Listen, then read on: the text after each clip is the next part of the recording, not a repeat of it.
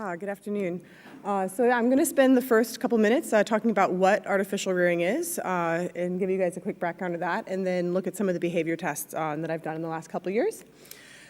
So when we're assessing colony health and looking at how stressors such as pathogens or pesticides can affect colony health, when we do that at the whole colony level, it can be really difficult. It can require a lot of colonies because there's a lot of variation between the phenotypes and the genetics of our beehives, and also the environment in which these colonies are at. So oftentimes we'll have to spread them across multiple apiaries, and then we're adding in a whole other dimension of variability.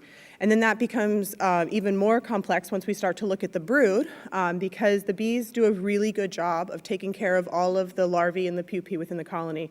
So as researchers, if we start to manipulate those larvae in any way by, let's say, adding a small amount of pesticide topically on top of that larva to see if they can tolerate that or not, the bees will immediately abort them from the colony. Even if we were to put a small drop of water on top of the larvae as a control, the worker bees will come through, know something isn't quite right or something's been messed with, and abort her from the colony. So a nice little trick that we've started using in research is to artificially rear honeybees in an incubator in the laboratory.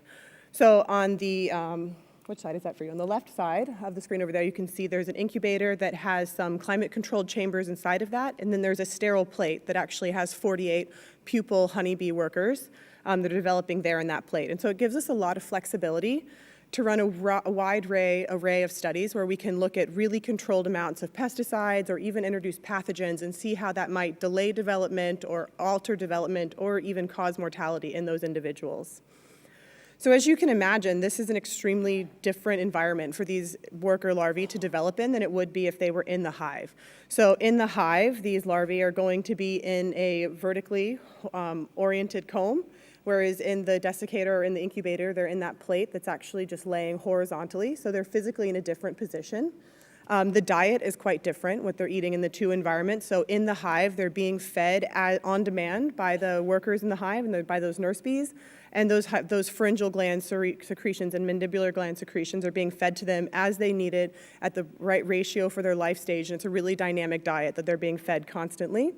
Whereas in the incubator, we're using an artificial diet that's semi-artificial. It's actually founded in royal jelly, and then we dilute that royal jelly a little bit, add some sugars and some yeast, but it's still this semi-artificial, and it doesn't vary much over their development, and it's fed in a somewhat bulk fashion. They're fed once a day rather than numerous times throughout the day. Because in addition to the diet and the physical environment, there's a large amount of social interaction that's happening in the hive as these larvae develop. So they're actually visited, honeybees are a larvae for about 5 days, and they're visited up to 2,785 times by a nurse bee during that time period. So it isn't all feeding, but there is a ton of grooming and pheromonal communication and feeding that's happening during that time. So as you can imagine, there's a lot of potential for these bees to behave abnormally if their social interactions or their physical environment during development, if those affect their behavior. So we ran a series of laboratory tests to look at this. The first one, we looked specifically at trophallaxis behavior. So this is the exchange of food between bees. So I had bees that had been reared in the incubator, bees that had been reared in the hives, and then they were all made to be quite hungry by not being allowed to eat for 2 hours. One bee, who is the donor, would be fed a sucrose solution that has a fluorescent dye in it, and then they'd be mixed together for an hour and allowed to exchange food. So there's one bee in the red picture there that has a white dot on her back. She's the donor bee who was fed the solution, and she's actually prophylactically exchanging food with another bee in the dish at that time. All the bees were frozen and then dissected at the end, so that's the picture underneath are all the midguts, and it's fluoresced under UV light, and you can see that some of those individuals had shared food with the donor bee and some of them hadn't. So when we did the analysis on this, there actually wasn't any effect. Our bees that were reared in vitro or our bees that were reared in the hive, they still shared food equivalent of the same amount. So the same frequency of sharing was happening between the two treatment groups. The second behavior that I looked at was queen recognition. So in the top picture there is a very uncomfortable looking queen who's actually been swaddled up like you would a baby, but with a piece of thin parafilm wax so that she can't run around.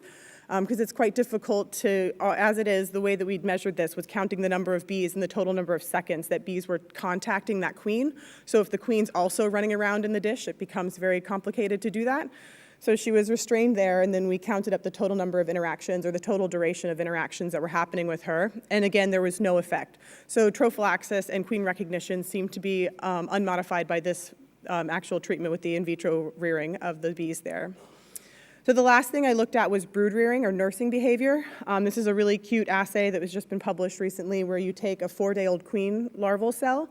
So this is a queen larvae that already is sitting on a pretty good-sized pile of royal jelly, and you introduce it into a cup of 8 individuals or 10 individuals, and those individuals were either in vitro reared or colony reared.